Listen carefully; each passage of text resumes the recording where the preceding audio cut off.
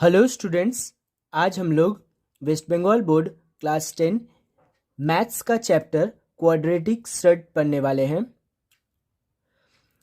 तो ये चैप्टर कुछ इस तरीका से है।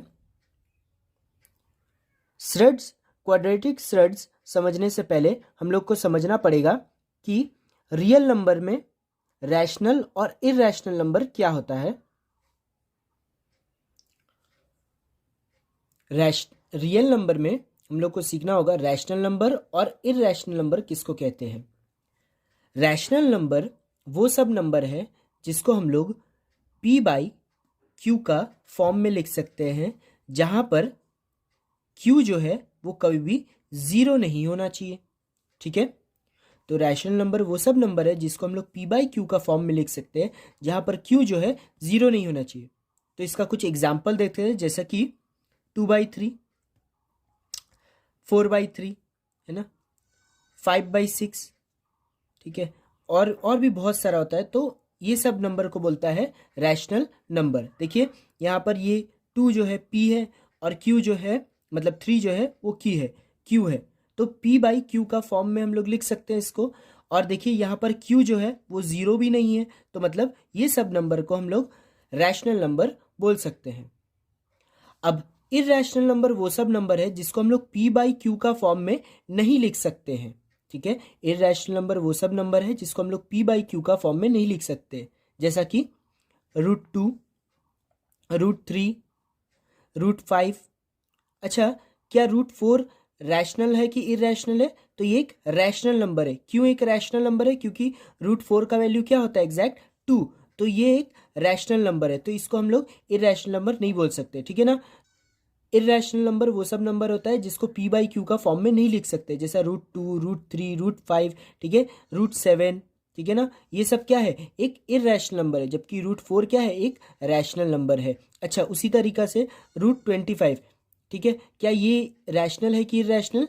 तो ये एक रैशनल नंबर है, क्योंकि √25 का क्या होता है वैल्यू? 5 है ना। उसी तरीका से देख लीजिए, मान लीजिए √81 है ना, इसका क्या होता है? 9। √169 इसका क्या होता है? 13। तो ये सब क्या है? एक रैशनल नंबर है। ठीक है, एक रैशनल नंबर है, जबकि बाकी ये सब क्या है? एक इरैशनल नंबर है। ठीक है, तो अब हम लोग समझते हैं श्रड्स। श्रड्स क्या होता है? तो surds a surd is a number that cannot be expressed as the ratio of two integers. तो श्रड्स वो सब नंबर होता है जिसको हम लोग एक्सप्रेस नहीं कर सकते, जिसको हम लोग लिख नहीं सकते हैं। किसमें?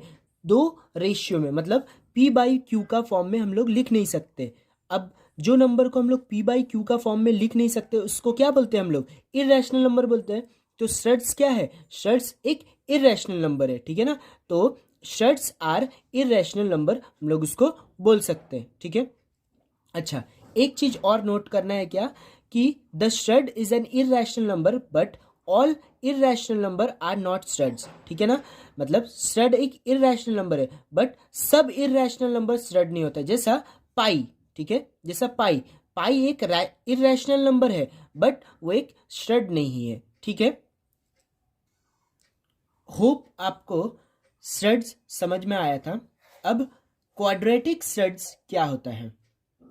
जैसा मानिए एक एग्जाम्पल, जैसा मानिए हमको 2/1 लिखना है। ठीक है, 2/1 लिखना है।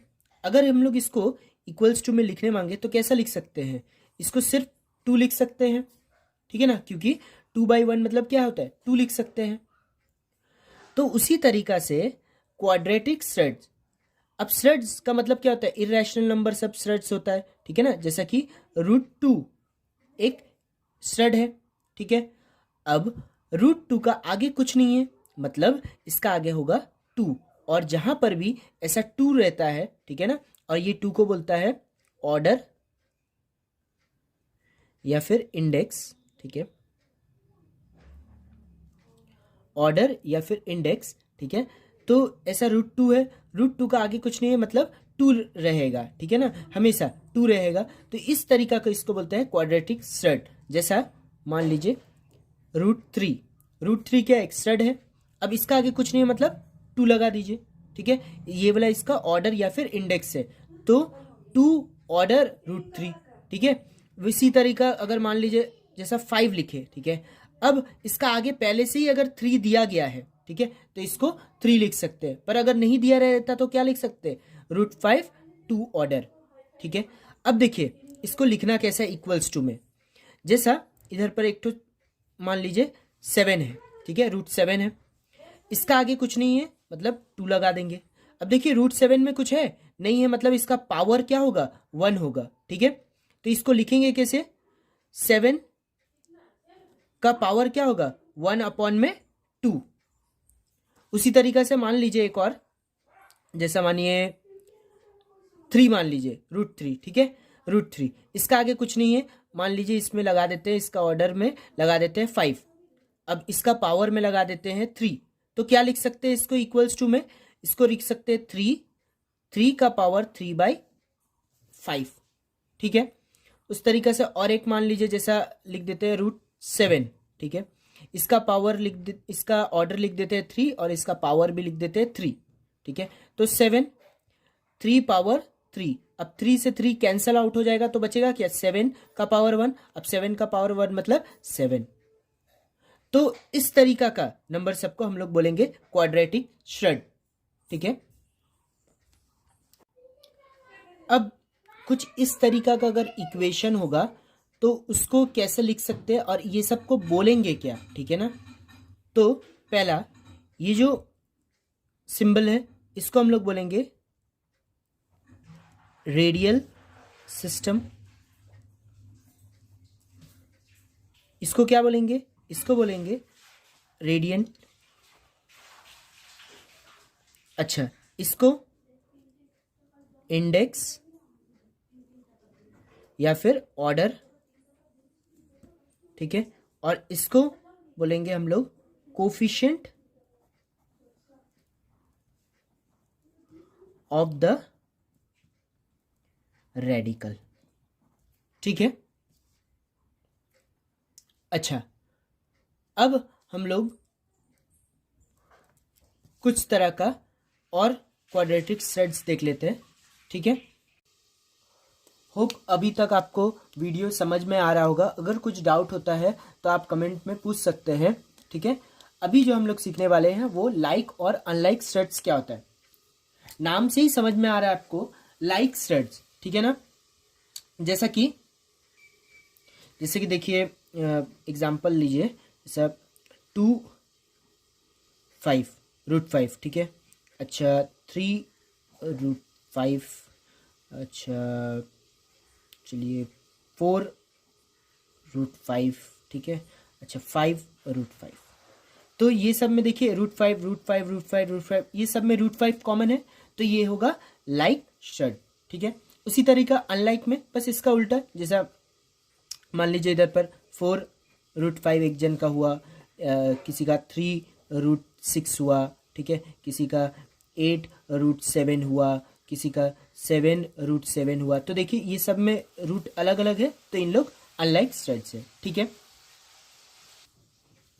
अच्छा अब सिंपल और कंपाउंड श्रेड्स क्या होता है, सिंपल का मतलब जैसा √2 एक सिंपल है, √3 एक सिंपल है, √5 एक सिंपल है, √7 एक सिंपल है, √6 एक सिंपल है, √11 एक सिंपल है, तो ये सब है सिंपल श्रेड्स। जबकि कंपाउंड जैसा कि मानिए √2 प्लस √3, ठीक है, ये एक कंपाउंड है, √3 माइनस √2 ये एक कंपाउंड है, ठीक है ना।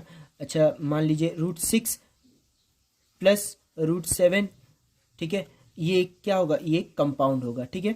तो ऐसा होता है कंपाउंड और सिंपल श्रेड्स, ठीक है। अब जो हम लोग पढ़ने वाले हैं वो प्योर श्रेड और मिक्स श्रेड है, ठीक है।